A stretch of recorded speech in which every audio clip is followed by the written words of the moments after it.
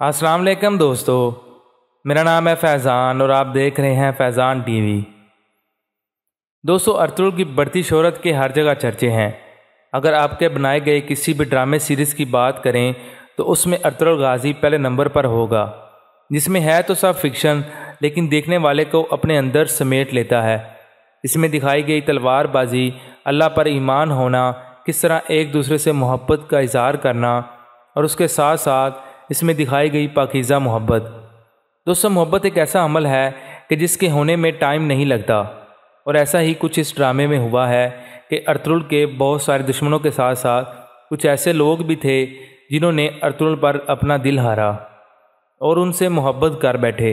تو چلیں شروع کرتے ہیں اور آپ لوگوں کو بتاتے ہیں چند ایسی خواتین کے بارے میں۔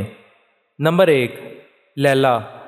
دوستو، لیلا جو العزیز کی بہن ہوتی ہے، لیلا اس وقت اپنا دل ارطغرل پر ہارتی ہے کہ جب وہ اس کے چچا کو بچا کے لے جاتا ہے، اور اس کے بعد جب محل میں ادھر ادھر سپاہی ارطغرل کو ڈھونڈ رہے ہوتے ہیں تو لیلا ارطغرل کو محل میں ایک خفیہ کمرے میں پناہ دیتی ہے۔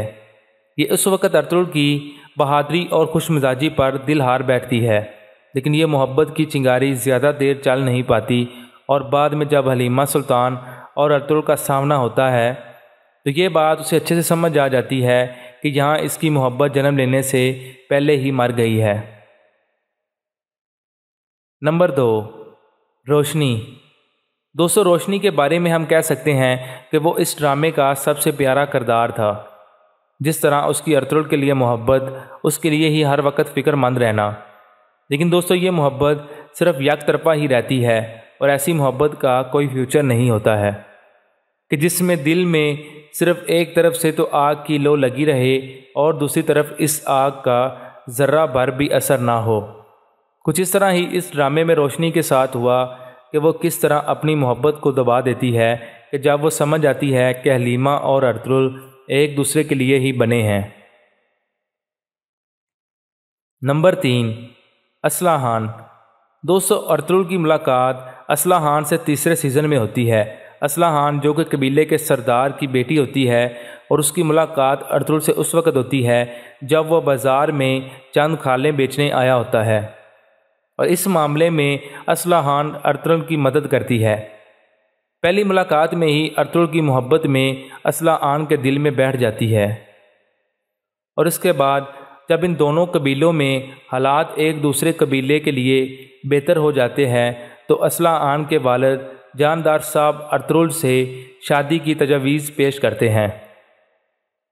اصلاحان یہ جانتے ہوئے بھی ارطغرل پہلے سے شادی شدہ ہے، لیکن پھر بھی وہ شادی کے لیے ہاں کر دیتی ہے، لیکن ارطغرل کی انکار کے بعد اصلاحان کے دل میں ارطغرل کے جذبات کچھ اچھے نہیں رہتے ہیں، اور وہ غم غصے کا اظہار کرتی ہے، لیکن بعد میں جب اس کے سامنے سارے حقائق کھلتے ہیں تو اصلاحان کے دل میں اس بار نیا جذبہ بھڑکتا ہے اور عزت بھی۔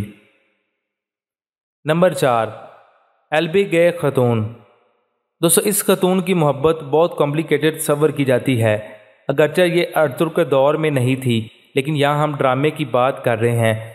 دوستو، 5ویں سیزن میں یہ خاتون عثمان کو زخمی حالت میں کئی قبیلے لے کر آتی ہے، اور وہاں ایک غلط فہمی کی وجہ سے ارطغرل پر خنجر چلا دیتی ہے، اور ایسی کئی غلط فہمیاں ارطغرل کے بارے میں ہوتی ہیں کہ جیسے ایلبی گے خاتون کے والد کے قتل کا الزام، لیکن جب ارطغرل انہیں سمجھاتے ہیں تو اس کے بعد اس خاتون کے دل میں ارطغرل کے لیے محبت پیدا ہوتی ہے، اور تمام پریشانیوں اور مشکلاتوں کے باوجود یہ محبت شادی کے اہتمام پر جا پہنچتی ہے۔